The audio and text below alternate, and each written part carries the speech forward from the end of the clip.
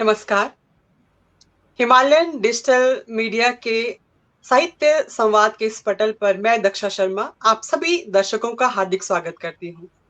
आज हमारे साथ इस साहित्य संवाद की परिचर्चा में प्रख्यात कहानीकार उपन्यासकार डॉक्टर हरिसुमन बिष्ट जी उपस्थित हैं और आज का हमारा ये 17वां प्रसारण है। तो आज आप सभी दर्शकों का इस प्रसारण में मैं हार्दिक स्वागत करती हूँ अपने हिमालयन डिजिटल मीडिया की तरफ से। सर, आपका बहुत बहुत स्वागत है हमारे इस साहित्य मंच पर। जी नमस्कार, बहुत बहुत धन्यवाद आपका। अ, इससे पहले कि मैं बातचीत शुरू करूं, वैसे तो किसी परिचय का मोहताज नहीं है सर, क्योंकि इन्होंने इतना सारा साहित्य सृजन किया है और इतनी सारी अकेडमीज के ये सदस्य रहे हैं। इन्होंने नेशनल इंटरनेशनल स्तर पर साहित्य सृजन किया है। तो लेकिन फिर भी जो हमारे साथ दर्शक जुड़े हैं, जो नए दर्शक हैं या जो अभी हमारे साथ लाइव में है या बाद में इसको देखेंगे, मैं सर के बारे में एक संक्षिप्त सा परिचय आप सबके साथ साझा जरूर करना चाहूंगी। हिंदी अकादमी दिल्ली और मैथिली भोजपुरी अकादमी दिल्ली के सचिव के पद पर आप कार्यरत रहे हैं। 27 वर्षों तक आपने त्रैमासिक पत्रिका इंद्रप्रस्थ भारती का संपादन किया है। उत्तराखंड सरकार की हिंदी अकादमी देहरादून के भी आप सदस्य रहे हैं। आईजीएनसीए में वृत्त चित्र निर्माण के लिए विषय विशेषज्ञ के तौर पर भी आपने अपनी सेवाएं दी हैं। विश्वविद्यालय नैनीताल के अंतर्गत महादेवी वर्मा सृजन पीठ की संचालन समिति के आप नामित सदस्य रहे हैं। आपके उपन्यास ममता, आसमान झुक रहा है, होना पहाड़, आछरी माछरी, बसेरा, भीतर कई एकांत, 32 राग गांव मौला, अपने अरण्य की ओर, the saga of a mountain girl और आछरी माछरी जो आपका उपन्यास है उसका मराठी में भी अनुवाद हुआ है। और आपके जो कहानी संग्रह हैं सफेद दाग, आग और अन्य कहानियां, मछरंगा, बिजुका, मेले की माया और उत्तराखंड की लोक कथाएं जो नेशनल बुक ट्रस्ट द्वारा प्रकाशित है, और हरिसुमन बिष्ट की चुनी हुई कहानियां, प्रेक्षागृह एवं अन्य कहानियां। यात्रा वृतांत के अंतर्गत आपने अंतर यात्रा और बांग्ला में अनुवाद आमारे पोथ, नील के आर पार। आपके नाटकों के बारे में भी जरूर मैं बताना चाहूंगी। दिसंबर 1971 का एक दिन, आछरी माछरी, लाटा, प्रेक्षागृह, मछरंगा जिसका रेडियो नाटक के रूप में भी रूपांतरण और प्रसारण हो चुका है, ख्वाब एक उड़ता हुआ परिंदा था, और फिल्म राजुला की पटकथा और संवाद भी आपने किए हैं। कुमाऊनी के सुप्रसिद्ध कवि दीवान सिंह स्योत्री की पुस्तक दीवानी विनोद का भी आपने हिंदी में अनुवाद किया है और संपादन भी आपने किया है। विक्टोरिया तोकारेवा की कहानियां अपनी जबान में कुछ कहो, इनका आपने संपादन किया है और बहुत सारे पुरस्कारों से आपको सम्मानित किया है जिनकी लिस्ट बहुत ज्यादा लंबी है। तो अगर मैं पढ़ने लगूंगी तो मेरा सारा समय उन सम्मान को गिनाने में ही चला जाएगा, क्योंकि आपने इतना काम किया है और हमारे लिए बहुत ही सौभाग्य की बात है कि आज आप इस पटल पर हमारे साथ हैं। आज हम विशेषकर सर का जो उपन्यास है 32 राग गाँव मौला, उसके ऊपर हम बातचीत करेंगे, क्योंकि जब ये प्रकाशित हुआ और प्रकाशित होने के तुरंत बाद ही इसको दर्शकों की इतनी ज्यादा प्रतिक्रियाएं मिली, बहुत ही अच्छे रिव्यू मिले। और अभी हाल ही में 2-3 दिन पहले एक बहुत ही वरिष्ठ समीक्षक है, उन्होंने बहुत विस्तार से उसकी समीक्षा की और मुझे लगता है कि शायद ही कोई ऐसे जो हमारे विशेषज्ञ हैं या समीक्षक हैं, उन्होंने शायद इसके ऊपर बात ना की हो या नहीं कहा हो। तो खासकर इसके ये कैसे इसका सृजन कैसे हुआ, कैसे आपके जहन में ये आया कि मुझे मौला राम जी के ऊपर ही लिखना है, या क्या उसकी रचना प्रक्रिया की परिस्थितियां रही, इस सब के बारे में हम बात करेंगे। और इसके साथ ही अभी सर का एक नया उपन्यास आया है अपने अरण्य की ओर, जो एक बहुत ही रेलिवेंट कंटेंट को लेकर बहुत ही स्ट्रांगली उन्होंने दर्शकों के सामने, पाठकों के सामने चीज को, एक उस बात को रखा है। तो इन दोनों विषयों पर हम आज बात करेंगे। तो हमारे साथ हमारे दर्शक जुड़ना शुरू हो गए। हर्ष अब्रोल जी, आपका बहुत बहुत स्वागत है। तो दर्शकों से मेरी गुजारिश है कि क्योंकि इतने बड़े साहित्यकार हमारे साथ इस मंच पर हैं, तो आप अपने प्रश्न भी हम पूछ सकते हैं, साहित्य से रिलेटेड या सर के काम से रिलेटेड जो भी प्रश्न है आप हमारे साथ पूछ सकते हैं। तो सर, सबसे पहला सवाल तो यही है कि 32 राग गाओ मौला, इसकी रचना प्रक्रिया के बारे में हम जानना चाहेंगे कि ये कैसे मतलब शुरुआत क्या, किस तरीके से ये आपके जहन में आया। बहुत बहुत धन्यवाद दक्षा जी। मेरा सौभाग्य है कि हिमालयन डिजिटल मीडिया की तरफ से मुझे यहाँ पर बात करने का मौका दिया और आपसे रूबरू होने का मौका मिला है। बहुत रिलीवेंट प्रश्न आपने किया है। 32 राग गाओ मौला मेरा वर्ष 2021 में प्रकाशित हुआ है और अपने अरण्य की ओर भी 2021 में ही प्रकाशित हुआ। अब आपने पूछा कि कैसे सृजनात्मक लेखन मैंने इसे किया। सच बताएं दक्षा जी, 32 राग गाओ मौला उपन्यास लिखने की मेरी मंशा बिल्कुल नहीं थी, और मैं जो लिखना चाहता था, मैं काम कर रहा था पिछले 3-4 साल से। उत्तराखंड तो नहीं था तब, लेकिन हम मान लेते हैं उत्तराखंड में जो गोरखा शासन था, उस गोरखा शासन को लेकर मैं काम करना चाहता था, और जिसके लिए मैंने काफ़ी अध्ययन भी किया था। कुमाऊं का इतिहास, गढ़वाल का इतिहास और नेपाल का इतिहास, वो तमाम चीज़ें मैंने उसमें देखी। तो मुझे लगा कि जिससे मेरा काम नहीं चलेगा। गढ़वाल का इतिहास तो कहीं न कहीं कुछ प्रमाण के रूप में मिल जाता है, लेकिन कुमाऊं का इतिहास मुझे नहीं मिलता। तो मैं बड़ी दुविधा में फंस गया कि मुझे काम इस पर गोरखा शासन पर करना है या नहीं करना। कि गोरखा शासन के बारे में हम बचपन से सुनते आ रहे थे, हमारे दादा दादी भी कहानी के रूप में, किस्सों के रूप में सुनाते थे किस तरह उनका शासन व्यवस्था थी। वो भी एक पीढ़ी दर पीढ़ी सुनते आ रहे थे। वर्ष तो बात सन 1791 से लेकर 1835 के आसपास तक की लंबी कथा थी। लेकिन वो जो एक 25 साल का जो पीरियड उनका शासन रहा, वो किस तरह का शासन रहा, इस पर जो एक दहशत और एक जिज्ञासा लोगों के दिमाग में थी और मेरे दिमाग में भी थी। मैं उस पर काम करना चाहता था, लेकिन प्रमाणित कोई मेरे पास आधार नहीं था कि मैं प्रमाणित रूप से कह सकूं कि ये बात कहना है। कि गलत बात कहना तो बड़ा सुविधा है, मैं कह सकता था, लेकिन मेरी कॉन्शियस अलाउ नहीं थी कि मुझे काम करना है। तो इसी सिलसिले में मैं नेपाल भी गया था किसी कार्यक्रम में, और मैं वहाँ जो मेरे साहित्यकार मित्र हैं उनसे बातचीत किया कि मैं गोरखा शासन पर काम करना चाहता हूँ, और क्या आप कुमाऊं और गढ़वाल के इतिहास के बारे में क्या सोचते हैं।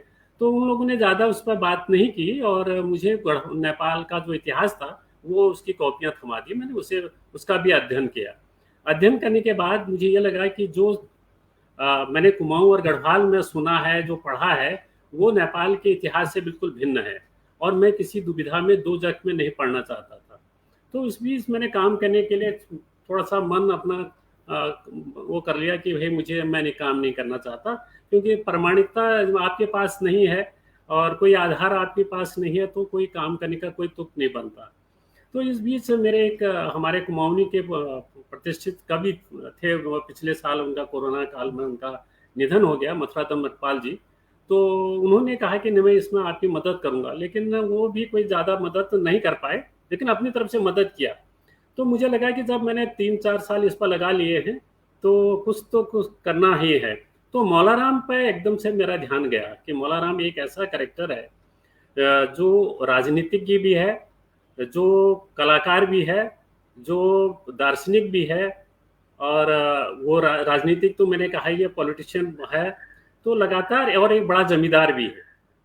तो क्यों नहीं इसके चरित्र को एक विकट चरित्र है के रूप में मैंने उसे देखा। तो मैंने कहा नहीं, मौलाराम पर काम करना चाहिए मुझे। अब सवाल ये था कि मौलाराम एक बड़ा पेंटर है, और जो अंतर्राष्ट्रीय ख्याति जिसकी है, और जिसने गढ़वाल शैली निर्मित की है पेंटिंग में, उस पर काम करना भी आसान नहीं था मेरे लिए, वो भी चैलेंजिंग काम था।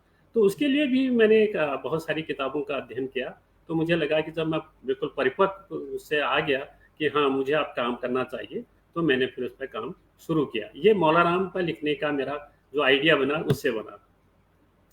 मौला राम एक ऐसा चरित्र है, जब मैंने उपन्यास में लिखा तो जो गढ़वाल और कुमाऊं में और यहाँ तक कि हिमाचल में जो गोरखा शासन का प्रसार हो रहा था, जो आगे बढ़ रहे थे, उसमें मौला राम की भूमिका क्या हो सकती थी, ये मैंने तय करना अपने उसमें तय किया कि हाँ, ये मुझे तय करना है कि मौला राम क्या करना चाहता था।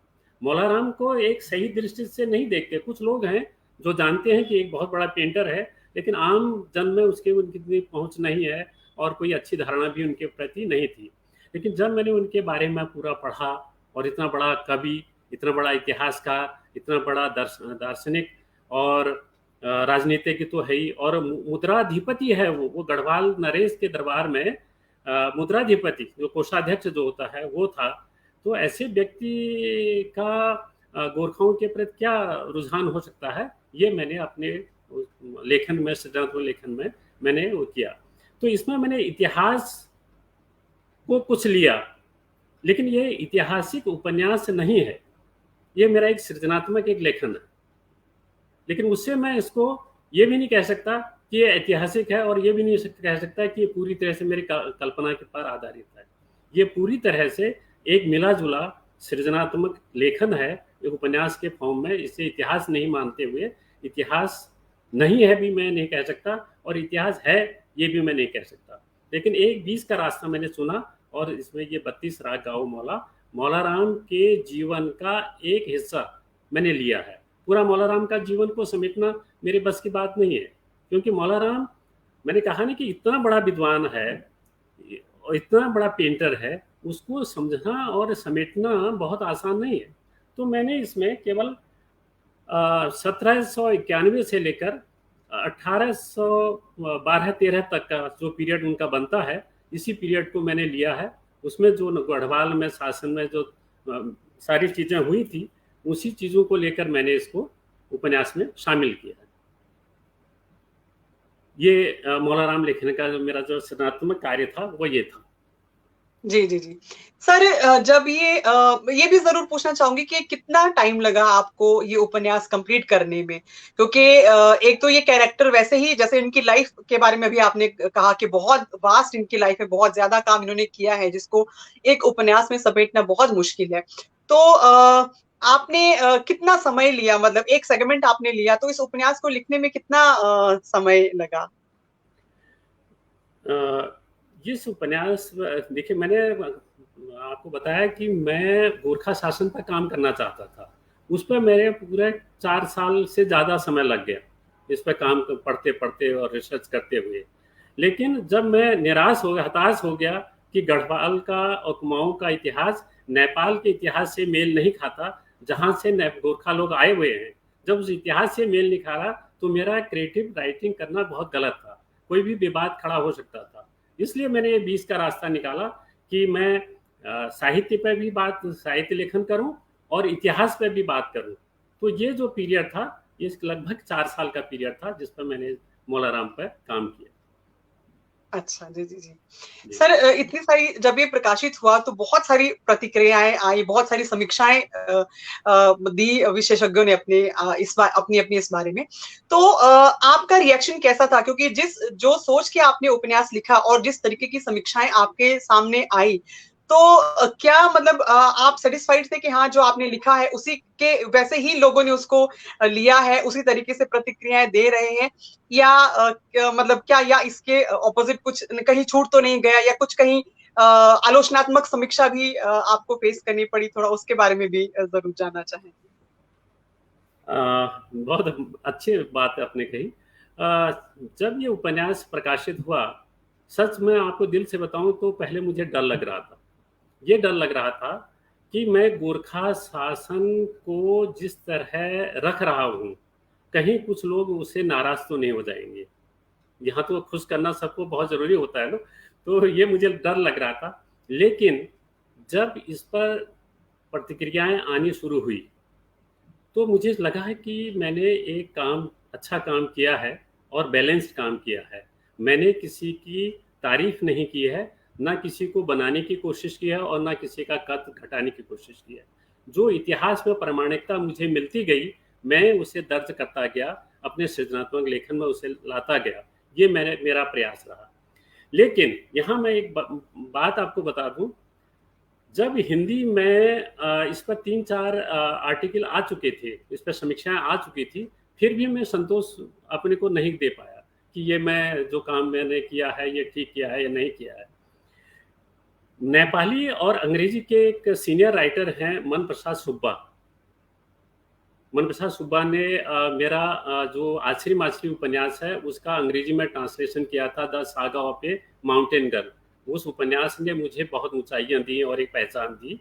तो अंग्रेजी के बड़े राइटर हैं, उन्होंने इस पर रिव्यू लिखा था और सचमुच में वो रिव्यू इतना पसंद किया गया और मेरे किताब की इतनी चर्चा हो गई कि हिंदी से कहीं ज़्यादा नेपाल में इसकी चर्चा हो गई। नेपाल में बहुत ज़्यादा इसको पसंद किया गया और हर लोग, समीक्षक ने, हर पाठक ने कहा कि ये किताब हमें पढ़नी है। और उन्होंने ये भी कहा कि नेपाल जिस तरह का साहित्य अभी तक अपने शासनकाल का पढ़ा रहा है, उसको अपने इतिहास का इस पक्ष को भी समझाना चाहिए। और ये मेरे लिए ये सेंटेंस उनका बहुत मायने रखता था।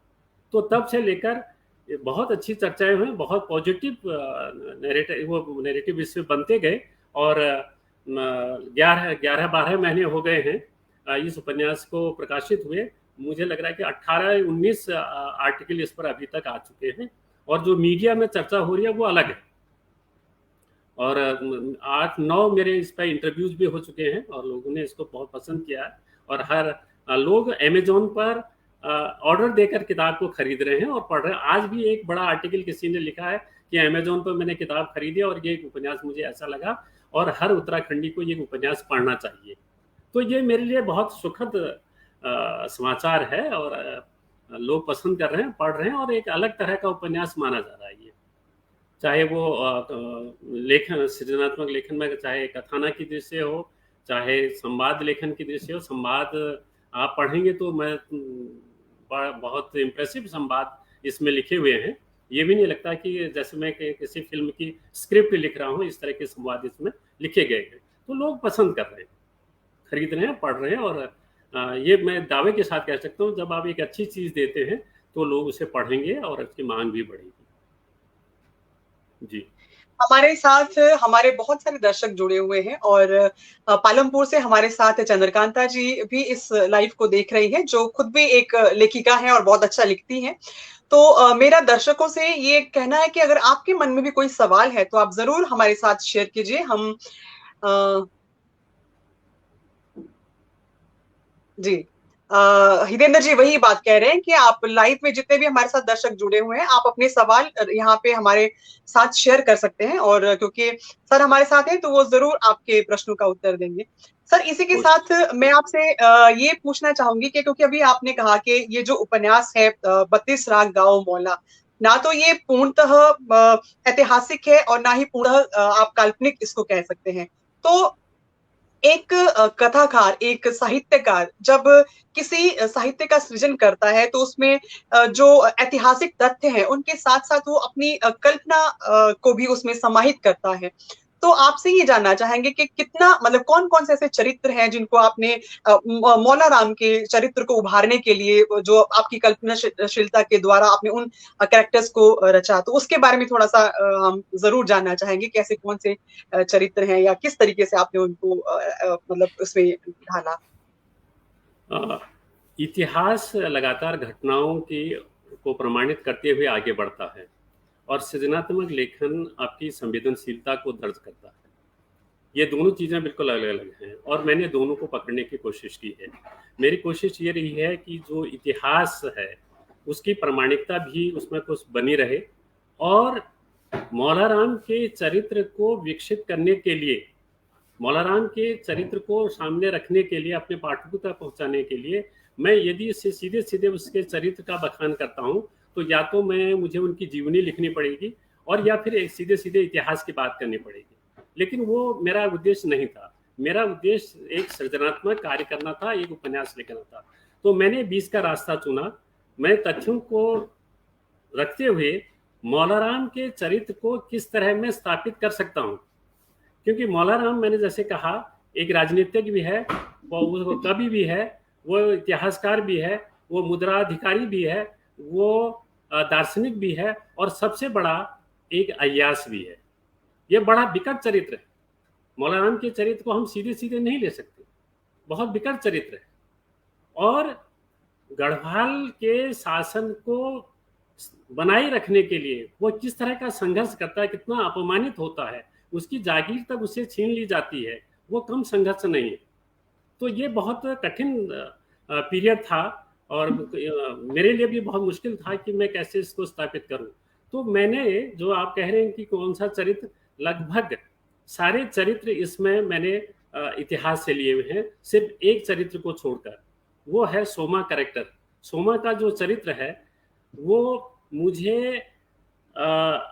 एक तो जो गोरखा शासन में महिलाओं पर अत्याचार हुए हैं, जो क्रूरता हुई थी, उसको प्रदर्शित करने के लिए मुझे ये सोमा चरित्र को गढ़ना पड़ा। ये ऐतिहासिक चरित्र नहीं है, ये मेरे अपनी कल्पना का चरित्र है। इससे मैंने मौला के जीवन को स्थापित करने में जो गणिकाओं के साथ उनके संबंध थे, उसको स्थापित करने के लिए मुझे ये चरित्र को गढ़ना पड़ा था। तो बाकी जितने चरित्र हैं, चाहे गंगाराम हो या प्रद्युम्न शाह हो, पराक्रम शाह हो, या जितने भी उसमें आते हैं, अमर सिंह थापा हो, सारे ऐतिहासिक पुरुष हैं, वही उनके चरित्र आते हैं, जो उन्होंने जिस तरह का जीवन, जिस तरह का व्यवहार उन्होंने शासन के साथ किया, प्रजा के साथ जिस तरह का व्यवहार किया, उसको मैंने उसी रूप में रखने की कोशिश की है। इसलिए इसकी प्रामाणिकता भी बनी हुई है, और उसकी जो लोगों में जानने की एक उत्सुकता है, वो भी लगातार बनी हुई है। मेरी कोशिश है कि इतिहास यदि मैं लिखता तो एक तरह से बोझिल हो जाता, उसको हम उस तरह लोगों की रुचि अभिरुचि उसमें पैदा नहीं हो सकती थी। तो मैंने कोशिश की कि इसके साथ कल्पना का भी पुट इसमें रखा जाए, ताकि लोगों में जिज्ञासा बने, उत्सुकता बने कि आगे क्या हुआ था। तो पूरे उपन्यास को देखेंगे, जब मैंने इसकी शुरुआत की, प्रद्युम्न शाह जब देहरादून के पास युद्ध में मारे जाते हैं, उसके बाद जो आगे का जीवन चलता है, वो 14 साल का पीरियड को मैंने रखने की कोशिश की। तो उसमें ये क्रूरता से ही शुरू होता है, यहाँ तक कि हमारे यहाँ गोरखा शासन के बारे में अभी भी कहते हैं गढ़वाल में, अरे गोरखानी शासन आ गया कि लग गया क्या, मतलब इतना क्रूरतम। और महिलाओं के प्रति तो इतना उनका क्रूर व्यवहार था कि यदि कोई महिला उनको दिख जाए कि सुंदर महिला है, तो सीधे उस पर उसको पकड़ लेना, उसके साथ व्यभिचार करना, और यहाँ तक कि उनके जो अंग हैं उनको काट देते थे, उनकी नाक काट देते। पहला हमला उनकी नाक को काटने पर होता था। दूसरा, जब उनसे वो रेप करते थे, बलात्कार करते थे, उनके प्राइवेट पार्ट्स में अपने चाकू छुरी डालकर घुमा देते थे, ताकि वो तड़पते रहे, मरते रहे। ऐसा क्रूर शासन था। ये मैंने बचपन में सुना हुआ था, और यही मैंने उसमें रखने की कोशिश की कि ये उमा जो सोमा जो कैरेक्टर है, इस कैरेक्टर को दिखाने का मैंने प्रयास किया। जब गोरखा गढ़वाल में प्रवेश करते हैं, कुमाऊं में 1791 में उनका प्रवेश हो जाता है, गढ़वाल उनका लक्ष्य होता है, तब जो सोमा कैरेक्टर वो आती है, और वो एक सन्यासिनी है। सन्यासिनी भी देव कन्या है, जो श्रीनगर में रहती थी। वो जीवन के साथ संघर्ष करती है। जिस तरह की देव कन्याओं के साथ व्यवहार किया जाता, वो उसका भी मुक्तोर जवाब देती है। समाज को बताती है कि ये सब कुछ नहीं, ये सब ढकोसला है। यदि आपने सन्यासिनी का जीवन जीना है, तो आपको पूरे आहार व्यवहार में वही अपनाना पड़ेगा, नहीं तो आप गृहस्थ को संभालिए। ये सीधा सीधा संदेश उन्हें समाज में दिया। मैंने इसमें लगातार सोमा के चरित्र को जितना मौला राम का चरित्र है उसी के समकक्ष रखने की कोशिश की, ताकि महिला का चरित्र भी उसी तरह उभर कर आए। तो लोग इसे पसंद कर रहे हैं, और उसका जीवन का जो दर्शन है वो भी सामने आ रहा है उसमें। और मौला की कला पर भी वो बात करती है, मौला के जीवन के साथ साथ उसकी कला पर भी बात करती है। यहाँ तक कि मौला जो अय्यास है, उसकी नियत एक बार बिगड़ जाती है सोमा को लेकर। लेकिन सोमा उसे कहती है कि तुम एक मुद्राधिपति हो, एक बड़े पद पर हो और एक कलाकार हो, क्या तुमसे मैं ये उम्मीद कर सकती हूँ? तो उसका एग्जाम्पल देती है। वो कहता है कि अर्धनारीश्वर जो यहाँ पर शिव मंदिर है, उसमें जलाभिषेक करने के लिए तुम मेरे साथ चलो, तुम्हें पूरे परिपूर्ण, मतलब जीवन की परिपूर्ति हो जाएगी। तो वो कहती कि नहीं, मुझे ऐसे शिव की, ऐसे तांडव की इसकी जरूरत नहीं है। तो अद्भुत कैरेक्टर है सुमा को। आप लोग पढ़ें तो बहुत अच्छा लगेगा कि मैं गलत कह रहा हूँ या सही कह रहा हूँ, तो ये आप तय करें। सर, जिस विस्तार से आपने अभी ये बात कही, मतलब खासकर गोरखा रेजिमेंट के बारे में, तो सच में सुन के ही मतलब मेरे तो गूज बम्स हो गए, क्योंकि वाकई में जिन लोगों ने ये भोगा होगा तो क्या स्थिति रही होगी। और वाकई में ये बहुत ही मतलब रोमांचित करने वाला उपन्यास तो जरूर है। हालांकि मेरे पास प्रति है, लेकिन ये मेरी फॉल्ट है कि मैं अभी तक उसको नहीं मैं पूरा शिद्दत से पढ़ पाई। जी जी जी जी इसमें एक चीज और जोड़ देता हूँ। उनका जी क्रूरतम जो व्यवहार था, जीवन में उठने बैठने, खाने पीने, सोने से लेकर तमाम दैनिक क्रियाएं जितनी होती थी, इस पर गोरखाओं ने टैक्स लगा दिया था। इतना टैक्स तो आज नहीं है, इससे ज्यादा टैक्स वहां लगते थे। और जो लोग टैक्स नहीं दे पाते थे, उनके साथ वही क्रूरतम, उनके घर छीन लिए जाते थे, उनको जंगल के लिए भेज दिया जाता, जंगल में छोड़ दिया जाता था। ये था। महिलाओं के बारे में मैंने बताया, गांव में महिलाओं की लिस्ट बन जाती थी और गोरखा सैनिकों के पास उसे भेज दिया जाता था, और वहां से फरमान जारी हो जाता है कि इन महिलाओं को सैनिकों को दे दिया जाए। आप मना नहीं कर सकते थे, क्योंकि तलवार और खुकरी जो होती है, उनका हथियार, वो उनके पास था। इतना क्रूरतम शासन था। इसी गोरखा शासन ने, जो इतिहास का प्रमाण है, 6 लाख गढ़वालियों को बेचा गया था हरिद्वार में और नजीमाबाद में। यहाँ उनकी उनकी बोली लगती थी। एक व्यक्ति की कीमत 10 रुपये से लेकर 30 रुपये तक होती थी। वो बिक जाता था, आजीवन के लिए बिक जाता था। तो ऐसा क्रूर शासन रहा। इसीलिए मैंने कहा कि मैंने मौला के जीवन के बहाने गोरखा शासन पर बात करने की कोशिश की है, लेकिन संयोग ये रहा कि मैं पूरे मौलाराम के जीवन को उसमें नहीं ला पाया। मैंने केवल 1791 से लेकर 1812 तक का हिस्सा मैंने उसमें लिया है। जितना मैं उसमें समेट सकता था उतना ही कर पाया। यदि ज़्यादा करता तो फिर वो ज़्यादा बोझिल भी हो जाता, लेकिन फिर भी मैंने कोशिश की है। और आगे के कोई भी लेखक होगा तो वो काम करेगा, इस पर आगे करने की बहुत बड़ी गुंजाइश है। सर, बहुत लोगों ने इसके ऊपर अपनी प्रतिक्रियाएं दी हैं, लेकिन अभी हाल ही में जो वरिष्ठ कथाकार हरीश राय जी ने अपनी समीक्षा इस पर दी है, तो उसके बारे में मैं जरूर बात करना चाहूंगी, क्योंकि बहुत ही विस्तार से, और मुझे लगता है कि सर कि शायद हर पहलू को उन्होंने अपनी उस समीक्षा में कोट किया है, जो आपने अपने उपन्यास के माध्यम से कहना चाहा है। तो उसके बारे में आपका वक्तव्य हम जरूर जानना चाहेंगे कि आपने वो जब समीक्षा पढ़ी तो आपका क्या मतलब रिएक्शन था, वो जरूर आपसे जानना चाहेंगे। हरीश राय हमारे समय के वरिष्ठ कथाकार हैं, और आलोचना में भी उनका पूरा दखल है।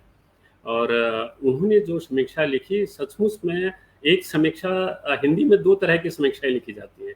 एक समीक्षा तो वो लिखते हैं जो फ्लैट मैटर पढ़ के ही पूरी किताब पर लिख देते हैं। हरीश राय उन लोगों में नहीं है। हरीश राय गंभीर लेखक हैं, कथाकार हैं, और उन्होंने वो समीक्षा भी पूरे विस्तार के साथ और गंभीरता के साथ एक जिम्मेदार व्यक्ति, लेखक के हैसियत से उन्होंने वो लिखा है। सचमुच में समीक्षा ऐसी होनी चाहिए जिसमें लेखक को भी लगे कि उसमें क्या कमियां रह गई, उसकी क्या अच्छाइयां रही, पूरा उन्होंने उसको प्रदर्शित उसमें रखा है। और जो उसकी जितनी भी तारीफ मैं करूं वो कम होगा। वो वरिष्ठ हैं, मैं उनका पूरा सम्मान करता हूँ। और उससे पहले महेश दर्पण ने भी लिखा था, और 18 आर्टिकल आ चुके हैं। तो मतलब 11 महीने में 18 बड़े आर्टिकल, वो छोटे भी नहीं है, बड़े आर्टिकल आना अपने में बड़ी बात है। और आपके हिमाचल से राजेंद्र राजन है, उनका तो बहुत एप्रिसिएशन हुआ है उसको आर्टिकल को लेकर। उन्होंने बहुत गंभीर आर्टिकल लिखा। जी, इससे पहले कि हम लोग अगले चंद्रकांता जी भी हमारे साथ जुड़ी हैं, इनसे भी हम प्रश्न ले लें। जी जी जी चंद्रकांता जी, आप प्रश्न करना चाहती हैं? उसके बाद इसको हम आगे बढ़ाएंगे। जी, डॉक्टर हरिसुमन जी नमस्ते। और मुझे अच्छा लगा हिमाचल डिजिटल मीडिया के माध्यम से आपसे जुड़ने का मौका मिला। मेरी बहुत इच्छा थी कि मैं आपसे कुछ जानूं आपकी रचना प्रक्रिया के बारे में, खास तौर पर जैसे कि अभी हरीश राय जी की मैंने आपकी वॉल पर समीक्षा पढ़ी थी, और उसमें अपने अरण्य की ओर में जो मुझे पता लगा, क्योंकि मैंने पढ़ा नहीं है उपन्यास, कि विस्थापन और प्रवास से संबंधित है, उत्तराखंड की पृष्ठभूमि पर लिखा गया है। मुझे आपसे ये जानना है कि एक लेखक जब अपनी जड़ों से कटता है या प्रवासी हो जाता है, जैसे कि आप उत्तराखंड से हैं और शायद आजकल गुरुग्राम में आपका प्रवास है, तो एक लेखक की रचना प्रक्रिया पर इस चीज का क्या प्रभाव पड़ता है, विस्थापन का या प्रवासी होने का? ऐसा है, मैं बार बार एक बात कहता हूँ कि लिखता वही है जिसके दिल में ठेस हो, तनाव हो, लगाव हो, दर्द हो। जो इन परिस्थितियों से गुजरता है वो जरूर लेखन करता है, उन्मुक्त होता है उसकी तरफ को। लेकिन मेरे जैसे व्यक्ति का, जिसका जीवन ही शुरुआत ही जन्म ही बड़े संघर्षपूर्ण हुआ हो, तो वो अपने अतीत को नहीं भुला सकता, और अतीत को भुलाना भी नहीं चाहिए। यदि आदमी अतीत को भुला देगा तो इसके मतलब वो अपने जीवन का एक बहुत बड़ा हिस्सा उसने भुला दिया है। लेकिन उसको भुलाने की जैसी चीज नहीं होती है, आप अपने को गलतफहमी में जरूर डाल देते हैं। यदि अतीत को भुला देंगे तो अपने को कैसे भुला सकते हैं? नहीं भुला सकते ना। इतिहास, आपने केवल वर्तमान के सहारे आप नहीं जी सकते। जब आपका वर्तमान होगा और तब अतीत भी होगा, तब वर्तमान भी होगा, और भविष्य के बारे में आप सोचेंगे। एक बात, मेरा जो जन्म है वो पहाड़ पर हुआ है, उत्तराखंड रानीखेत के दक्षिण में पड़ता है। बहुत संघर्षपूर्ण मेरा जीवन रहा है। आप हंसेंगे आज की तारीख में जब मैं ये बात कहूँगा कि जब मैं 7वीं में पढ़ता था तब मैंने अपने जीवन में पहली बार अखबार देखा था। और मेरा जो स्कूल था, बचपन से जो आ पढ़ने के लिए हम जाते थे, तो 3 किलोमीटर नीचे मुझे जाना पड़ता था, 3 किलोमीटर ऊपर चढ़ के आना पड़ता था। अब 3 किलोमीटर एक गांव का बच्चा कितना जा सकता है, ये आप सोच सकते हैं। उसके बाद जब मैंने 8वीं 9वीं किया तो मुझे 11 किलोमीटर पैदल अपने स्कूल जाना पड़ता था, मानीला इंटर कॉलेज में, और वहां से शाम को लौट के आना पड़ता था। क्या मैं ऐसे अपने अतीत को भुला सकता हूँ? नहीं भुला सकता। ये अतीत को मैं भुलाने की कोशिश भी करूंगा तो कहीं ना कहीं जब तक मुझे पहुंचता रहेगा। ये परिस्थितियां क्या थी? ये जो संघर्ष मेरा था, केवल मेरा संघर्ष नहीं था, पूरा क्षेत्र का था। क्षेत्र का जीवन आज क्या वर्तमान परिस्थितियों में वहां परिवर्तन आए हुए हैं। आज आजादी के हम अमृत महोत्सव मना रहे हैं, क्या पहाड़ों की स्थिति वही है? तो थोड़ी बहुत परिवर्तन आए हैं, लेकिन चीजें अभी भी यथावत बनी हुई हैं। तो ये केवल मेरा दर्द नहीं है, ये पूरे क्षेत्र का है, पूरे राज्य का है, पूरे देश का है। हर गांव की यही समस्या है। क्या प्लाइन मेरे ही गांव से नहीं हुआ? प्लाइन यहाँ जो शहर के नीचे के हैं, प्लेन्स के जो गांव हैं, वहां से भी प्लाइन हुआ है, वो भी महानगरों की तरफ बढ़े हुए हैं। उनकी समस्याएं दूसरी तरह की हैं, मेरी समस्या दूसरी तरह की है, हिमाचल की दूसरी तरह की है, और उत्तराखंड की भी कोई भिन्न किस्म की समस्या है। ठीक है ना? तो मैंने इसमें एक युवा के जीवन को किस तरह विस्थापन पलीता लगा देता है, एक बहुत हल्के शब्दों में ले रहा हूं, किस तरह पलीता लगा देता है, ये मैंने इस उपन्यास में रखने की कोशिश की है। उसके कारण क्या है? मैंने इसके राजनीतिक कारण भी खोजने की कोशिश की है, सामाजिक कारण भी खोजने की कोशिश की है, जो आर्थिक कारण भी रहे हैं उनको भी मैंने रखने की कोशिश की है। मैंने पूरे समाज का वृत्त चित्र इसमें रखने का प्रयास किया।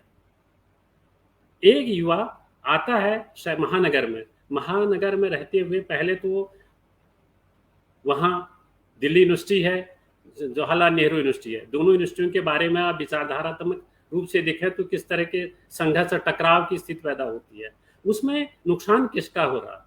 एक आम युवा का, एक पाठक का, एक छात्र का, उसका जीवन तबाह हो रहा। तो इसको लेकर किस तरह राजनीतिक समीकरण बदल रहे हैं और बन रहे हैं, उस युवा के माध्यम से मैंने इसमें रखने की कोशिश की है। मैंने यहाँ तक कहा है कि पहाड़ को या अपने स्थान को या अपने राज्य को यदि मुझे विकास के साथ जोड़ना है तो मुझे तमाम उन जो परंपरावादी चीजें हैं उनको हमें खत्म करना पड़ेगा, नए को स्वीकार करना पड़ेगा। और ये कहेंगे कि हम दोनों को साथ लेकर चलेंगे तो ये संभव नहीं है। आपको दोनों को साथ चलने के लिए एक की तो बलि देनी ही पड़ेगी। या तो आप विकास के साथ साथ आगे बढ़िए, तो उसमें पीछे का रोना रोना बंद कर दीजिए। मुझसे पहले भी लोगों ने लिखा है, लेकिन मैंने इससे हटकर काम किया है। और ये उपन्यास इस बात का गवाह है कि जिस तरह की चीजें हमारे यहाँ बदल रही हैं, राजनीतिक समीकरण जिस तरह के बदल रहे हैं, क्या आम आदमी का जीवन उतना सुविधाजनक विकास के मुख्य उससे जोड़ रहा है? नहीं जोड़ पा रहा। इसकी वजह क्या है?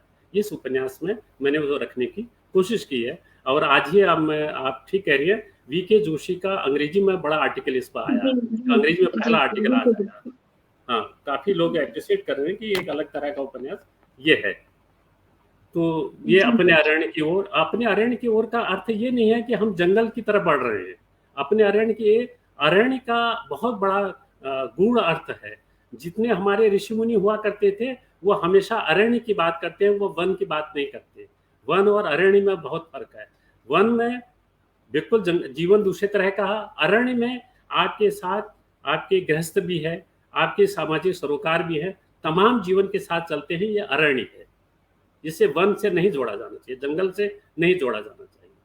ये मैंने कोशिश की है कि मैं इस उपन्यास में अपनी बात को रखूं, अपने जीवन को रखूं।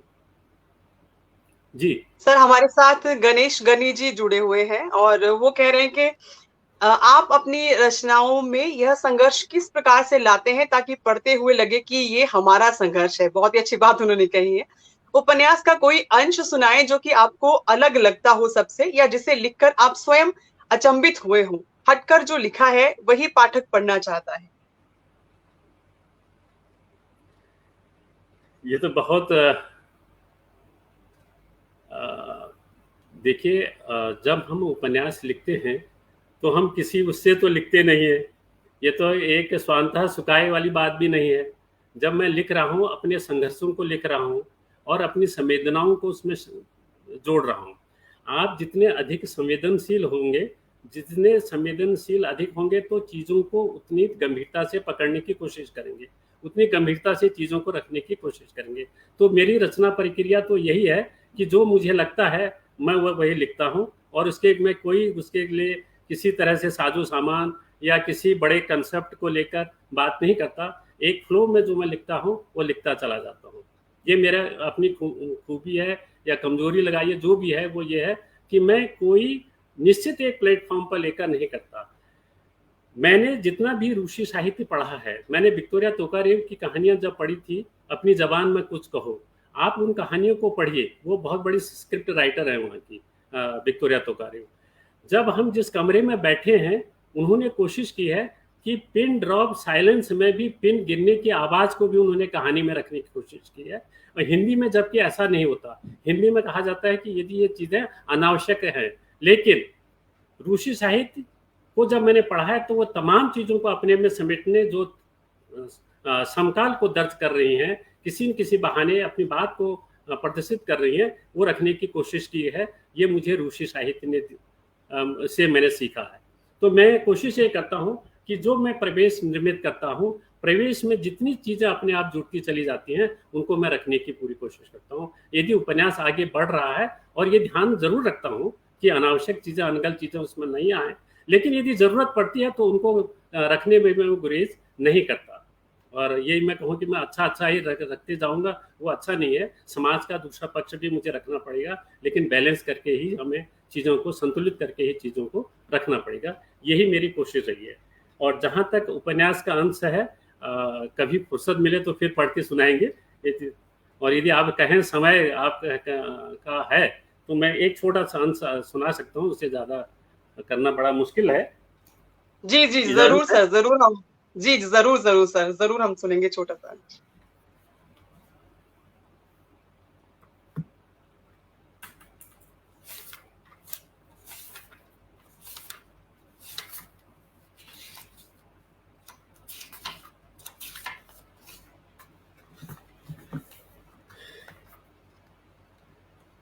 मैं अपने अरण्य की ओर से एक अंश सुना रहा हूँ। 0 पॉइंट, यदि आप दिल्ली शहर में कभी आए हो तो मेट्रो स्टेशन राजीव चौक का जो है वो 0 पॉइंट माना जाता है। 0 पॉइंट ऐसा जहाँ से आपको दुनिया देख सकती है लेकिन आप दुनिया को नहीं देख सकते हैं, ये मैंने कोशिश की है। 0 पॉइंट, जी 0 पॉइंट नहीं, राजीव चौक। दोनों ने एक दूसरे की आंखों में आंखें डाली और मुस्कुराते हुए अपने अपने गंतव्य की ओर बढ़ गए। इस समय दोनों का लक्ष्य एक था, मंतव्य भी एक। यहाँ पर आना, मिलना और फिर मिलकर चले जाना उनकी आदत में शुमार हो चुका था। आज सुबह भी उन दोनों ने शाम को मिलने का वचन लिया, गले मिले और अपनी अपनी दिशाओं की ओर बढ़ गए। फिर दोनों ने पलटकर एक दूसरे को नहीं देखा।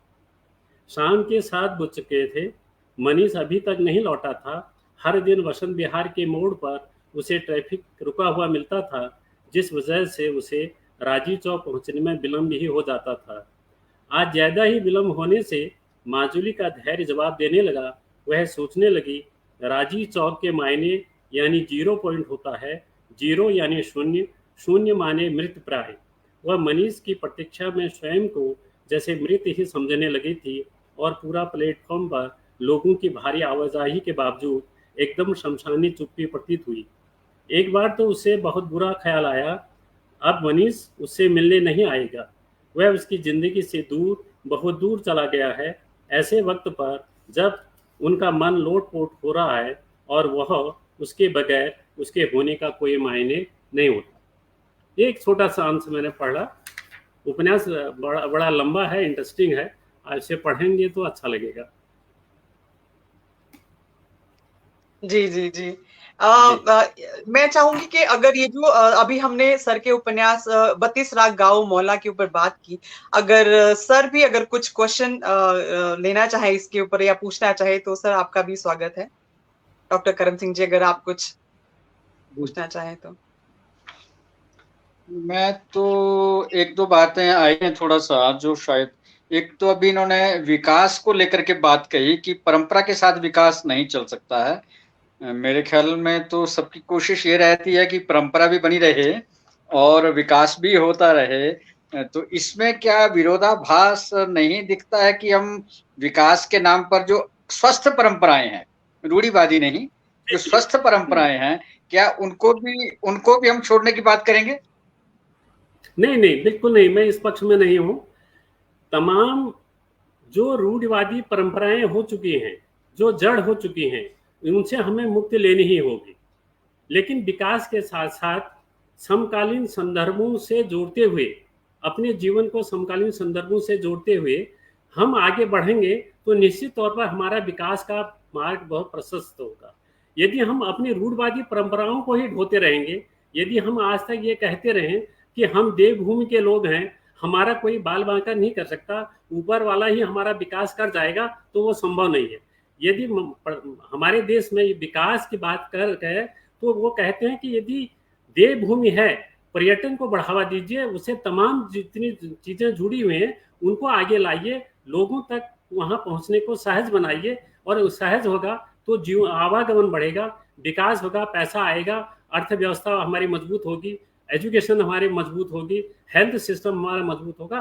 तमाम रूढ़िवादियों को खत्म करके विकास का अर्थ है नए परिप्रेक्ष्य में हम चीजों को जोड़ें। जी, एक बात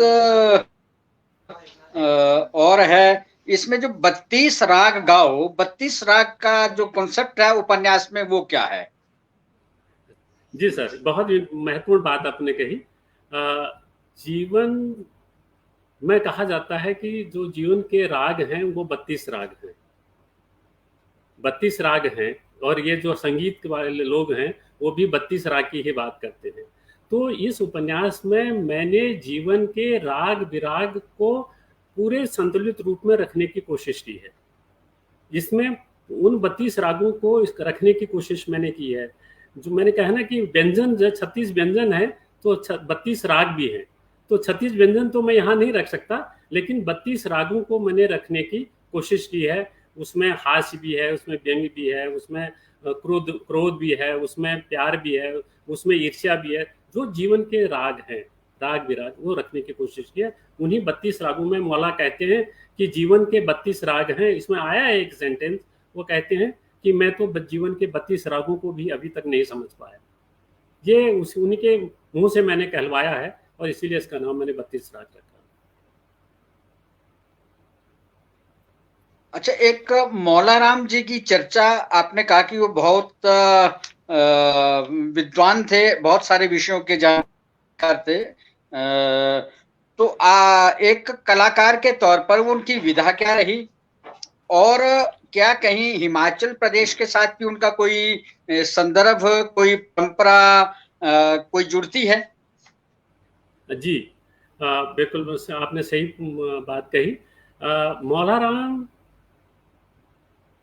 के जो पूर्वज थे वो दिल्ली दरबार से औरंगजेब के समय जब दारा सिखों को वहाँ से भगा दिया गया था, तो दारा सिखों के साथ ये लोग मौलाराम के जो पूर्वज थे 4 पीढ़ी पहले, ये लोग आए थे और इन्होंने कुमाऊं के राजा से शरण मांगी, तो उन्होंने शरण देने से मना किया था और फिर इन्हें गढ़वाल के राजा से शरण मांगी और इनको गढ़वाल के राजा ने शरण दी और अपने यहाँ तस्वीरदार के पद पर इनके पूर्वजों को नियुक्त किया था।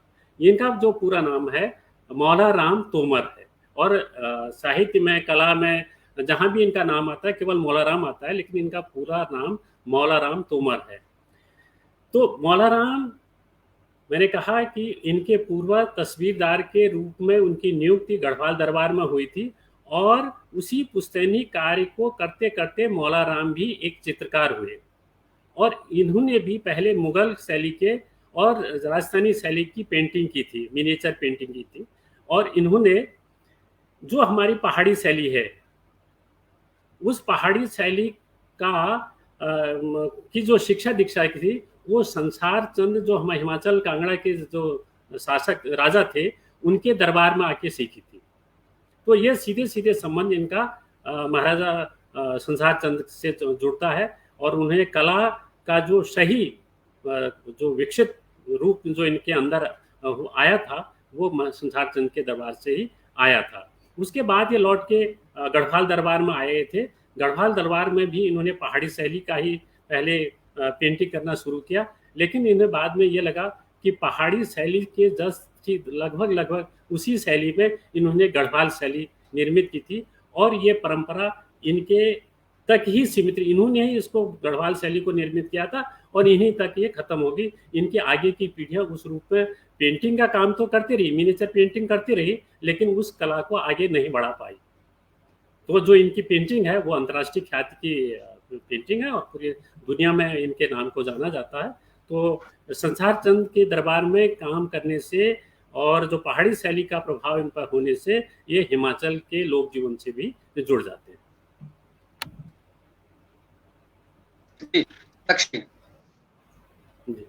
सर, हमारे साथ चंद्रकांता जी का एक प्रश्न है कि वो आपकी यात्रा वृतांत के बारे में भी जरूर जानना चाहेंगे कि अगर आप उसके बारे में भी थोड़ा सा विस्तार से अगर हमें बताएं, क्योंकि आपने इंटरनेशनल लेवल पर भी बहुत सारी यात्राएं की हैं और आपके पेपर्स भी आपने बहुत सारे पढ़े हैं, तो जरूर इसके बारे में हम जानना चाहेंगे। दक्ष शुक्ला जी का मैं कमेंट जरूर लेना चाहूंगी कि अच्छा जी जी जी सर, आप अपनी बात रखें। ये दक्ष जी, आपका बहुत बहुत आभार और आप हमारे साथ जुड़े, इसको शेयर कीजिए ताकि ज्यादा से ज्यादा लोग इस लाइव सेशन को देख पाए। जी सर, आपके यात्रा वृतांत के बारे में हम जरूर जानना चाहेंगे। मैंने अभी तक मेरे यात्रा वृतांत की 2 पुस्तकें आई हैं और मैं जिस तरह की यात्राएं लोग करते हैं मैं उस तरह की यात्राएं नहीं करता, सही बात, क्योंकि केवल जाना, यहाँ से ट्रेन में हवाई जहाज में बैठे और वहाँ बैठे उतर गए और चाय पानी पिया, नाश्ता वास्ता किया, खाना पीना लजीज खाना खाया और ये जीवन का नहीं होता। मैंने सबसे पहले कोणार्क पर की यात्रा की थी। कोणार्क के जीवन को लेकर मैंने अंतर कथा, जो मेरा यात्रा वृत्तांत पहला आया था वो है, उसको बहुत पसंद किया गया। उसमें मैंने कोणार्क के मंदिर के निर्माण में जो विष्णु की भूमिका रही और जो भूमिका रही जिसको उसका निर्माण हुआ और फिर वो ध्वस्त हो गया, ये मैंने उसमें रखने की कोशिश की एक प्रसंग के रूप में। मैं उसको एक प्रेम के प्रतीक के रूप में सूर्य टेम्पल को लेता हूँ, जिसका निर्माण विष्णु ने किया था।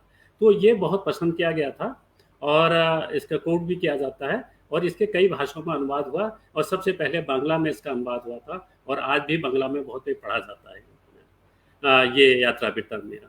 उसके बाद मैंने और विदेशों की जो यात्राएं की हैं, जो सबसे ज़्यादा चर्चा में रहा है वो नील के आर पार, मिस्र की यात्रा जो है नील के आर पार है। इसमें मैंने भारतीय जीवन ने यूरोप और भारतीय जीवन दर्शन को रखने की कोशिश की। मैंने कोशिश की है कि जब मैं वहाँ के पिरामिडों को देखता हूँ, नील के पार जो पिरामिड है, मिस्र के जो पिरामिड हैं, दुनिया के सबसे बड़े पिरामिड हैं, उनको देखने की कोशिश करता हूँ, उनके संदर्भ में पढ़ता हूँ, तो ठीक मुझे अपने देश में जो परंपराएं हैं, जो चीज़ें हैं जिसको जिस रूप में हम ले रहे हैं, जैसे हमारे यहाँ जब हम शिव मंदिर का निर्माण करते हैं तो शिवलिंग का जो मुख है वो उत्तर की दिशा की तरफ होता है, जो हमें संकेत करता है कि दिशा का बोध भी कराता है। शिवलिंग हमें केवल प्रतीक, पूजा का प्रतीक नहीं कह रहा है, वो हमें दिशा का ज्ञान भी कराता है। जब भी आज उससे पता लग जाएगा कि उत्तर दिशा इधर है, दक्षिण दिशा इस तरफ को पड़ती है। तो जब मैंने इसको देखा, और हमारे यहाँ जो मंदिर हैं, मंदिरों की जो शीर्ष है, जो कलश है, वो गुंबदनुमा होता है। क्यों होता है इसके भी प्रमाण मैंने देने की कोशिश की, उसको बताया। तो क्यों, जब हम शक्ति ऊर्जा की प्राप्ति करते हैं तो हम उन गुंबदों में क्या है, उसको चौकोर रूप में हम क्यों नहीं करते, केवल गुंबद ही क्यों बनाए, वो एक शक्ति का केंद्र उसको हमने मान लिया था, उस रूप में करते हैं। इसको मैंने पिरामिड से जोड़ा। पिरामिड में जो कमरा बना हुआ है, जो कक्ष बना हुआ है, वो भी उत्तराभिमुख है। वो भी क्या है, उत्तराभिमुख है, उत्तर की दिशा की तरफ उसका मुंह किया जाता है। और साइंटिफिक वैज्ञानिकों ने ये तय किया है कि इस उत्तराभिमुख कक्ष में जो भी वस्तु रखी जाएगी वो कभी खराब नहीं होगी। तो हमारे यहाँ उत्तर में हिमालय पड़ता है। हिमालय तो वैसे भी जब हमारे फ्रिज में कोई चीज खराब नहीं होती, तो हिमालय में तो हम कोई भी चीज रखें वो आजीवन वहां पर व्यवस्थित बनी रहती है। तो ये इन तमाम चीजों को मैंने जीवन से जोड़ते हुए मिस्र की यात्रा को बहुत पढ़ा जा रहा है ये, और कई उसमें अनुवाद भी हो रहा है। तो यात्रा उसके नील के आर पार का है, ये मैंने उसमें लिखा है। फिर मैंने रूस की यात्रा की, सेंट पीटर्सबर्ग की यात्रा की। तो मैंने ये कहा कि जो समाज अपने लेखकों, कलाकारों, साइंटिस्टों का सम्मान नहीं करता, वो विकास नहीं कर सकता। हमारे देश को अपने लेखकों, कवियों का सम्मान करना सीखना चाहिए। ये हमें रूस से सीखना चाहिए, सेंट पीटर्सबर्ग से सीखना चाहिए कि किस तरह के अपने लेखकों के लिए उन्होंने बिल्कुल आंखें बिछाई हुई है, कितना बड़ा वो सम्मान देते हैं। हमारे यहाँ ऐसा नहीं है। हम प्रेमचंद को कितने लोग जानते हैं आज, कितने हमने उनके मूर्तियां उनको स्थापित किए हैं। ये नहीं कह रहा कि मैं मूर्तियां स्थापित करके वो अमर हो जाएंगे, ये नहीं कह रहा, लेकिन सवाल ये है कि हम उसके प्रति कितना समर्पित भाव रखते हैं। ये सरकारों को सीखना चाहिए इन देशों से। फिर मैं छोटी बात, वहाँ गया था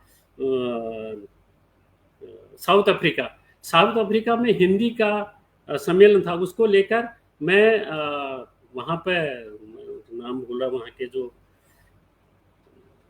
राष्ट्रपति थे नेल्सन मंडेला, मैं नेल्सन मंडेला के घर तक गया, उनके जीवन को समझने की कोशिश की कि उस व्यक्ति का मैंने वो कमरा भी देखा जो 6 बाय 6 का भी नहीं था, 6 फुट लंबा, 6 फुट चौड़ा भी नहीं था, और एक 3 फुट की चारपाई उसमें लगी थी। उस व्यक्ति ने अपने जीवन की उस कमरे से शुरुआत की और वो देश का बड़ा राष्ट्रपति बना। अपने जीवन को उन्हें दांव पर लगाया। सोने के खानों में वो मजदूर थे। वो तमाम चीज़ों को मैंने अपने यात्रा वृत्तांत में शामिल करके यहाँ नील इसमें रखा है। तो लोगों ने उसको अप्रिशिएट किया। एक जीवन को, मतलब किसी के जीवन को एक अलग दृष्टि से देखने का जो तरीका था वो मेरा लोगों को पसंद आता है। और अभी मैंने 8-9 यात्राएं और की हैं जो लगातार आ रही हैं, मैगजीनों में आ रही हैं। अभी आई नहीं है, आने वाली हैं, शायद अगले हफ्ते से आ जाएंगी।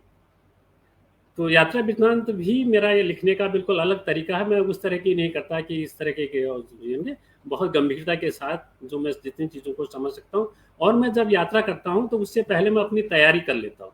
यदि मैं किसी देश में जा रहा हूँ तो मैं उस देश के सांस्कृतिक वैभव को समझने की पहले कोशिश करता हूँ कि मैं, ताकि अपने देश के बारे में उस दृष्टिकोण से उसको समझ सकूँ। ये मेरा नजरिया रहता है और इसीलिए लोग उसको पसंद भी करते हैं। जी जी, वाकई में बहुत इंटरेस्टिंग है आपके यात्रा वृतांत की जो ये जर्नी है।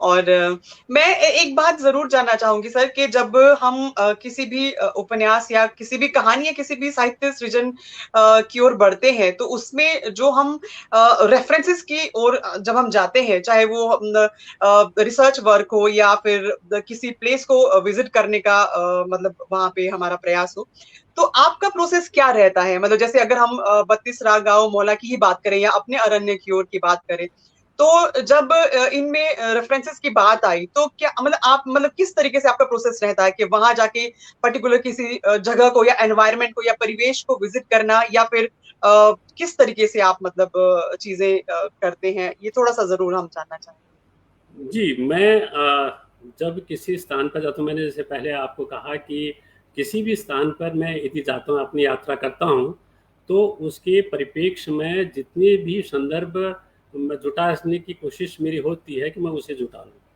मैं पहले उस चीज़ को समझने की कोशिश करता हूँ। मैं उसके भूगोल, उसके इतिहास, उसके सामाजिक सरोकारों को समझने की कोशिश करता हूँ। उसके बाद ही मैं हल्के-फुल्के में नहीं लेता। यदि मुझे यहाँ से शिमला आना है, तो शिमला के इतिहास को समझने की मैं कोशिश करूँगा कि शिमला कहाँ से, कैसे इसकी उत्पत्ति, कब ये बना होगा, कब इसकी स्थापना हुई होगी। मैं तमाम उसको, और आज की तारीख में शिमला कहाँ पर, ये जो एक यात्रा है, इस यात्रा को मैं कोशिश करता हूँ समेटने की। उपन्यास लेखन बिल्कुल भिन्न है। उपन्यास में इस तरह की नहीं है, वो एक सृजनात्मक है, वो प्रभाव में आप चीजें उससे जुड़ती चली जाती हैं, संदर्भ आप जुड़ते चले जाते हैं। ये मेरा अपना एक तरीका है उपन्यास लिखने का, और रेफरेंसेस उसमें आते हैं जब मुझे लगता है कि ये रेफरेंस मुझे कोट करना है। यदि अपने अरण्य की ओर जब मनीष माजुली से के साथ दिल्ली शहर में आ जाता है और रात के 2:30 बजे उसे पटेल नगर पहुंचना होता है, और नवंबर का महीना, ठंड है, वो कहती है कि तेरे पास घर नहीं है, नौकरी नहीं है, तुम आज मेरे साथ चलो। वो कहता है कि नहीं, मैं, तुम अकेली लड़की हो, मैं तुम्हारे घर पर नहीं आ सकता। वो कहते हैं कि नहीं, मैं तुम्हें कह रही हूँ कि तुम मेरे साथ चलो। वो जबरदस्ती वो ले जाती है। जब 30 हजारी कोर्ट के पास निकलती है तो वो कितना दहशत में होता है। वो कहता है कि मैं इस लड़की के साथ क्यों जा रहा हूँ, ये नजदीक कोर्ट है, कल को ये बलात्कार का मामला मुझ पर बना देगी, कोई से आरोप में मुझे फंसा देगी, और जो हमारा संविधान है वो संविधान हमें खामोश कर देगा, मेरी जबान को बंद कर देगा, मैं कुछ नहीं कर पाऊंगा। तो वो उसके साथ जाता है, वहां रहता है। वो कहती है कि तुझे डर इस बात का है कि समाज इसे कहे कि एक गैर पुरुष को अपने साथ रखा हुआ। वो कहती है कि नहीं, मैं यहाँ पर परंपराओं का खंडन करती हूँ। ये वो अपने माँ और अपने पिता की मूर्ति को वहाँ पर, फोटो को वहाँ पर सामने रखती है, और उसके तरफ कहती है कि तुम इसमें रखो और इसी की परिक्रमा कर लो, मेरे देवता यही हैं। जिन जो गंधर्व विवाह की जो परंपरा है, वो कहती है कि मैं इसी तरह शादी करना चाहती हूँ, तुमको यदि मैंने दिल से पति स्वीकार कर लिया तो हमारी शादी इसी में तय हो। ये मैंने इसमें रखा है। आज की तारीख में भी वो डिसीजन लेती है, वो लड़की बोल्ड है, वो लड़का हकबक रह जाता। मनीष कहता है ये तुम क्या कर रहे हो? वो कहते मैं तुम्हारे पिता के बारे में मैं नहीं जानती, तुम्हारे माँ के बारे में मैं कुछ नहीं जानती, लेकिन मैं इतना जरूर जानती हूँ कि मैं कोई गलत स्टेप नहीं उठाई, मैं कोई गलत कदम नहीं उठा रही। मेरे पिता ने तुमसे बात कर ली, तुम्हारे पिता से बात कर ली, वो शादी के लिए सहमत हो जाएंगे, लेकिन उनकी सहमत है तो हमें किसी परंपरा, किसी दिखावे, किसी रूढ़वादी परंपराओं का समर्थन नहीं करना, हमें शादी करना है। तो इसी पिता के तुल्य, देवता तुल्य हमारे माँ बाप जो हैं, हम इन्हीं की परिक्रमा कर लेते हैं और वो शादी कर लेते हैं। ये इस तरह की चीजें हैं। एक बोल्ड डिसीजन, एक लड़की का जो बोल्ड डिसीजन है वो मैंने रखने की उसमें कोशिश की है। तो ये मेरा लिखने का एक तरीका होता है। तो फिर उसमें वो कहता भी है कि जो विवाह के समय हिंदू में विवाह के अनुसार जो मंत्र उच्चारण होता है, वो कहते हैं कि साक्षात ये जो मंत्र मेरे कानों में गूंज रहे हैं और ये शादी मुझे स्वीकार है। तो इस तरह का मैंने रेफरेंसेस भी दिए हैं, मंत्रों का उल्लेख भी किया है, और शादी की जो परंपरा है उसका निर्वहन भी किया है। तो इस तरह की चीजें मैं जोड़ता रहता हूँ और एक प्रयोग करता रहता हूँ। हाँ जी सर जी। सर, आपके जो समकालीन साहित्यकार, उपन्यासकार या कथाकार हैं, तो आप किसको एडमायर करते हैं? क्योंकि आप तो इतने सशक्त लेखन करते ही हैं, इतने अच्छे उपन्यास आपके आए हैं, बहुत सारी लोगों ने अप्रिशिएट भी किया है। तो आप किसे, मतलब आप किसकी लेखनी आपको पसंद है? ऐसा कौन है जिसको आपको लगता है कि नहीं, मतलब इनका लिखा हुआ मुझे पढ़ना पसंद है, या क्या है? ऐसा आप जरूर जानना चाहेंगे। इस धर्म संकट में मत डालिए। मैंने जैसे पहले कहा कि मैं संघर्षपूर्ण जीवन जी के दिल्ली शहर में आया हूँ। दिल्ली शहर में मैंने जितना भी पढ़ना था, मैंने रूसी साहित्य पढ़ा, मार्क्स को पढ़ा, लेनिन को पढ़ा, सबको पढ़ा। और सबसे ज़्यादा जो मुझे कुपरिन का जो उपन्यास था, कोठी कटरा जो उपन्यास था, वो मैंने पढ़ा। उसने सबसे ज़्यादा मुझे प्रभावित किया। मैं यहाँ तक कहता हूँ कि कभी मुझे सुमित्रानंदन पंत ने नहीं प्रभावित किया, जबकि वो मेरे अल्मोड़ा के थे, मेरे क्षेत्र के थे। जिस पृष्ठभूमि में वो आते थे, उसी पृष्ठभूमि में मैं भी आता हूँ। लेकिन कविता ने मुझे, उस कविता का मैं एक पाठक हूँ, अच्छा पाठक हूँ, लेकिन कविता की तरह मेरा रुझान नहीं गया।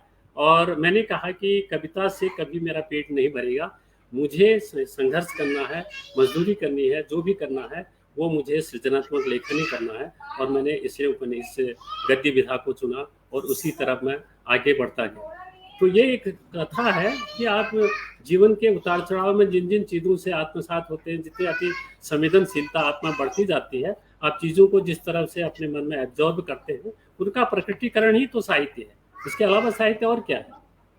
आपके मन को, आपकी गहराई, आपके दिल की गहराई में अपने शब्दों को पहुंचाना ही तो साहित्य का काम। आपके मर्म को मेरे शब्द आपके मर्म को छू जाते हैं, तो यही तो मेरी सफलता है। जी जी जी जी। और ये कला आपको आनी चाहिए। ये कोई सीखने की नहीं है, एक जन्मजात है। ये तो करत अभ्यास से जड़ मत हो तो सुधार वाली बात है। तो जितना प्रयास करेंगे उतना आप आगे बढ़ते जाएंगे, उतना अच्छा। लेकिन आपकी भाषा एक अलग पहचान तो देनी ही चाहिए। और मैंने अपने उपन्यासों में भी यही कहा कि जो रूढ़वाद, जो परम उपन्यास मेरे बारे में लिखा भी जा रहा है, जो आर्टिकलों में लिखा भी आ रहा है, कि मैंने वो जो उपन्यास का जो ढांचा था, उस उपन्यास के ढांचे को मैंने तोड़ा है। जैसे मेरा ये उपन्यास था जिसका नाम, उपन्यास का नाम मैं नाम भी भूल गया। तो मैंने हर उपन्यास में एक नई चीज को लेने की कोशिश की है और दोहराव नहीं है। अलग अलग विषयों, जैसे मैंने बसेरा उपन्यास लिखा था, मैं थोड़ा सा बात को लंबा खींच रहा हूँ। बसेरा उपन्यास लिखा था ग्लोबलाइजेशन, भूमंडलीकरण के दौर के बाद जो दूरियां बढ़ी हैं, जो हमारे सरोकारों में जो दूरियां बढ़ी हैं, क्या उतार चढ़ाव जो आए हैं, जो समाज का एक नया ढांचा तैयार हुआ, उसके कारण क्या निठारी कांड हुआ था, जिसके कारण मैंने बसेरा उपन्यास लिखा। बिल्कुल अलग तरह का उपन्यास था, संवेदनाओं को पकड़ने की कोशिश की थी।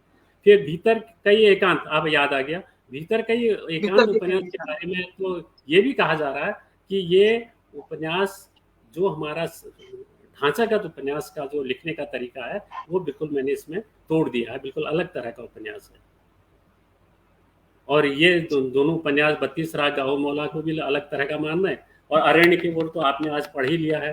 अंग्रेजी वाले तो एक्सेप्ट कर रहे हैं कि बिल्कुल अलग तरह का लेखन है। वो जो मेरे परंपरागत चीजें हैं, जो मुझसे बड़े शैलेश मटियानी, हिमांशु जोशी और तमाम मेरे अग्रज रहे हैं, उनसे मेरा भिन्न इस तरह का लेखन है। मेरे जो पात्र हैं, पहाड़ के पात्र, वो उस तरह के गिजगिजाते, रोते, बिलखिलते पात्र नहीं। वो पात्र हैं संघर्ष करते हैं, जुझारू हैं, वो अपने अधिकारों की बात करते हैं, अधिकारों की मांग करते हैं। और आछरी माछरी उपन्यास में तो मैंने यहाँ तक कहा कि आज़ादी के 70 साल के बाद भी क्या आज हमारी महिलाओं को अपने अधिकारों के लिए संघर्ष करना है? तो यदि हमारी संघर्ष करना है तो आज हमारी पहाड़ की महिला कहाँ पर खड़ी है? आछरी माछरी उपन्यास तो इसीलिए जाना जाता है। उसके तो उस पर स्क्रिप्ट भी हो गई, नाटक भी उस पर हो चुके, और अंग्रेजी में भी उसका ट्रांसलेशन, भारतीय भाषा में अनुवाद उसका हो चुका है। और यूरोप के कई मैगजीन्स में उस पर रिव्यू भी आए हैं। तो इसीलिए कि बिल्कुल अलग तरह का उपन्यास। मेरे पात्र गिड़गिड़ाते नहीं है, संघर्ष करते हैं। इसलिए अपना लेखन थोड़ा सा जी सर। मैं आपसे प्रश्नों के अलावा, ये प्रश्नों की श्रृंखला तो लंबी हो सकती है, चल सकती है, उनके अलावा आपसे ये जानना चाहूंगा, कला, साहित्य, संस्कृति, इतिहास या सामाजिक सरोकार, किसी भी विषय में आप अपनी ओर से स्वतंत्र रूप से कुछ कहना चाहेंगे, कोई टिप्पणी करना चाहेंगे, बिना किसी प्रश्न के, किसी भी विषय पर? नहीं, ऐसा कुछ नहीं है कि आप जो लिख रहे हैं, जो क्रिएटिविटी आप में है, उसको आप दूसरे दूसरे आप तक मैं कैसे पहुंचा पा रहा हूं, आप उसको किस तरह संतुष्ट कर रहा हूं, आपके मस्तिष्क की जो भूख है, क्या मैं उसे मिटा पा रहा हूं। मेरी कोशिश रही है कि अपनी कला के द्वारा मैं उसको आपको संतुष्टि दूं, आपकी, ये मेरी कोशिश रहती है। उसमें मैं किसी कला के अपना शास्त्र है, उस शास्त्र का मैं सम्मान करता हूँ लगातार। लेकिन जब मैं अब लिखता हूँ तो मुझे नहीं लगता कि जैसे आज कहानी है, कहानी का जो ढांचा बनाया हुआ है, आज तो कहानी उस ढांचे में है ही नहीं। जो कहानी के तत्व निर्धारित किए गए थे उससे हट गई है, वो उस तरह की कहानी नहीं। आज तो संवेदनशीलता इतनी अति संवेदनशील, पहले संवेदनशील कहानियां लिखी जाती थी, आज अति संवेदनशीलता आ गई है। आपने माइक्रो जो आपकी संवेदनशीलता आप में बढ़ चुकी है, उसको पकड़ने की आप कोशिश करते हैं। तो इससे यदि मैं आपको संतुष्ट कर सकता हूँ तो यही मेरी सार्थकता है, यही मेरी कला है। बस मैं यही कहना चाहूंगा कि अंत में मैं एक छोटी सी बात करना चाहूंगा सर। अंत में एक छोटी सी बात ये करना चाहूंगा कि आपने जैसे कहा कि मौलाराम एक विराट व्यक्तित्व है और उस पे बहुत कुछ और भी शोध किया जा सकता है, लिखा सकता है अलग अलग विषयों को लेकर के, साहित्य की अलग अलग विधाओं में। तो क्या इसके बाद आपका कोई योजना है मौलाराम के व्यक्तित्व के किसी एक पहलू को फिर से किसी विधा में लिखने की? हाँ, मौलाराम का चरित्र बहुत विराट है और इस उपन्यास में मैंने उनके केवल 3 चीज़ों को रखने की कोशिश की है। एक, मैंने उनके जीवन दर्शन को रखने की कोशिश की है, एक उनके कला को मैंने समझने की कोशिश की है, और उनका जो राजनीतिक जो चरित्र रहा है उसको रखने की कोशिश की है। और जो उनका अद्भुत कैरेक्टर, जो अय्यासी उनके अंदर है, गणिकाओं के साथ जो उनके संबंध हैं, उन संबंधों को भी मैंने इस उपन्यास में रखने की कोशिश की है। बाकी तमाम जो उनकी विराटता है उनको समझना मेरे लिए इतना आसान, अभी इतनी जल्दी आसान नहीं है। यदि कल को मुझे मौका मिलता है तो शायद एक नहीं, मैं उस पर 2 उपन्यास या 3 उपन्यास और लिख सकता हूँ। इतना विकट चरित्र है और इतना विशाल चरित्र है। मौलाराम को समझना आसान नहीं है। मौलाराम की जो कला है, उनके जो चित्र हैं, उन चित्रों को पढ़ना इतना आसान नहीं, क्योंकि उसके लिए बहुत विराट व्यक्तित्व, बुद्धि की जरूरत है। वो शायद में उसमें वो बुद्धि उतनी समझ नहीं है उनके कला को समझने की। हाँ, अनुभव करके कभी बंद पड़ा तो जरूर वो किया जा सकता है, लेकिन मैं अभी फिलहाल अपने को उस रूप में तैयार नहीं कर पा रहा हूँ। जी सर, हम लोग बहुत आभारी हैं, हिमालयन डिजिटल मीडिया की पूरी टीम आपकी बहुत आभारी है कि आज इस मंच पर आप हमारे साथ उपस्थित हुए और आपकी रचना प्रक्रिया के बारे में, आपकी यात्रा वृतांत के बारे में और आपकी साहित्य सृजन के बारे में बहुत सारी बातें हमें जानने को मिली। और साथ ही जो हमारे साथ हमारे दर्शक जुड़े थे, हम उनके भी बहुत आभारी हैं कि उन्होंने अपने प्रश्न इस पटल पर आपके सामने रखे और आपने उनके जवाब दिए। तो क्योंकि हमारी एक समय सीमा भी है और 1 घंटे का ये स्लॉट रहता है, तो आगे जब भी आपका नया कोई साहित्य सृजन आएगा तो हम चाहेंगे कि जरूर आप इस हिमालयन डिजिटल मीडिया के पटल पर आएं और हमारे साथ अपने नए सृजन को जरूर साझा करें।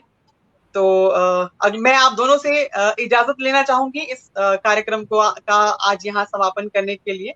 और जो हमारे जो चीफ एडिटर हैं हितेंद्र शर्मा जी, बहुत बहुत आभार व्यक्त करते हैं हम उनका, क्योंकि उनके बिना ये पॉसिबल ही नहीं है हमारा कोई भी लाइव करना। और हम आभारी हैं डॉक्टर करम सिंह जी के, अकादमी के सचिव जी के, कि वो भी एक अपने मॉरल सपोर्ट हमें हमेशा देते रहते हैं कि जब भी हमारा कोई साहित्य संवाद या कुछ भी ऐसा कला संवाद होता है तो वो अपना एक मॉरल सपोर्ट जरूर हमें देते हैं, और आपके तो हम आभारी हैं ही। हमारे दर्शकों से आप कुछ कहना चाहें जो आज हमारे साथ जुड़े, 2 शब्द कुछ समापन से पहले अगर आप कहना चाहते हैं तो आप बिल्कुल स्वागत है। पहले तो मैं हिमालयन डिजिटल मीडिया का आभारी हूँ जिन्होंने मुझे यहाँ पर मौका दिया, डॉक्टर करम सिंह जी का। ये मेरा दूसरा मौका है कि उन्होंने मुझे रूबरू होने अपनी बात रखने का।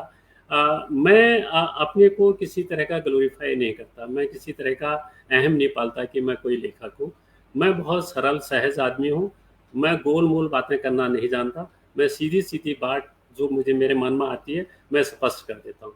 मैं साहित्य के उन शब्द जालों को भी बिखेरना नहीं जानता, मैं सिर्फ अपनी ज़बान में जो मेरे शब्द हैं मैं उन्हीं शब्दों में अपनी बात रखना चाहता हूँ, रखने की कोशिश करता हूँ कि मेरी बात सीधे आप तक जाए, आपके दिल तक मेरी बात पहुँचे, ये मेरी कोशिश रहती है। तो उसमें मैं साहित्यिक कोई जंजाल और किसी शब्द जाल बुनने की कोशिश नहीं करता, ये आपने अनुभव किया होगा। जहाँ तक अपने दर्शकों पाठकों से मेरा निवेदन है कि आप स्टडी कीजिए, आप पढ़िए, आप भारतीय साहित्य को पढ़िए, बहुत कुछ लिखा जा रहा है और नया क्या कुछ लिखा जा रहा है ये आपकी जिम्मेदारी बनती है, आप उसको भी पढ़ें। क्योंकि आज की परिस्थितियाँ जो सुबह परिस्थितियाँ आपके सामने बढ़ रही हैं, शाम को बदल जा रही हैं। जो संवेदनशीलता की बात हम आज कर रहे हैं और शाम को अति संवेदनशील वो वहाँ पर हो जा रही हैं। चीज़ें बहुत तेज़ी से बदल रही हैं, तो तेज़ी से चीज़ें बदल रही हैं तो उनको समझने, उनको इस्तेमाल करने का भी आपकी जिम्मेदारी बनती है। उनको आप पढ़ें, समझें और अपनी बात को रखने की कोशिश करें। एक दूसरी बात, भारतीय साहित्य के साथ साथ यदि आपके पास समय मिलता है तो अंतर्राष्ट्रीय जगत में क्या लिखा जा रहा है इसको भी आप पढ़ने की कोशिश करें, उसको समझने की कोशिश करें। दूसरा कि जो परंपरागत जो लेखन है, उन परंपरागत लेखन से आपको नया लेखन करना है, अपने को नए तरह से प्रस्तुत करना है, तभी आपकी पहचान बनेगी। यदि आप उन्हीं संरचनाओं में, उन्हीं ढांचों में बढ़ने की कोशिश करेंगे तो आपको, ठीक है, आपको पढ़ने वाले, लिखने वाले, आपको समझने वाले बहुत देर से आएंगे, लेकिन आज नहीं तो कल आपको समझा जाएगा। वो आपको अपनी पहचान निर्धारित करनी है। और मैं यही सुझाव दूंगा कि खूब पढ़ें, खूब लिखें और तमाम समकालीन साहित्य जितना भी है उसको समझने और पढ़ने की कोशिश करें। यही मेरा एक उनके लिए 2 शब्द होंगे या 1 शब्द होंगे। ठीक है, तो मैं आपका बहुत बहुत आभार व्यक्त करता हूं दक्षा जी। आपने भी मुझे हमेशा ये प्रोत्साहित ही किया है अपनी बात रखने के लिए। डॉक्टर करम सिंह जी, मैं आपका बहुत बहुत आभारी हूँ। सर मैं तो अब आपके जो बाकी उपन्यास है मैं उनको सीधे ऑर्डर करने वाली हूँ, क्योंकि उनमें बहुत रंगमंचीय संभावना तो आपके हर उसमें रहती ही है, चाहे वो कहानी हो चाहे वो उपन्यास हो।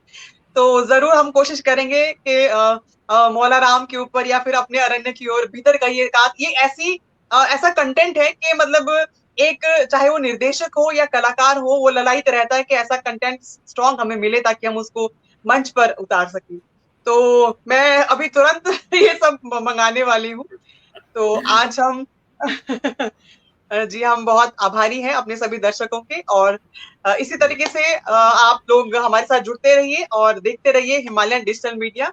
अगले हफ्ते हम फिर आपसे रूबरू होंगे किसी और शख्सियत के साथ, और ये रोजाना का जो हमारा लाइव है, आप सबसे गुजारिश है कि इसको शेयर भी करें और रोज जुड़ें भी।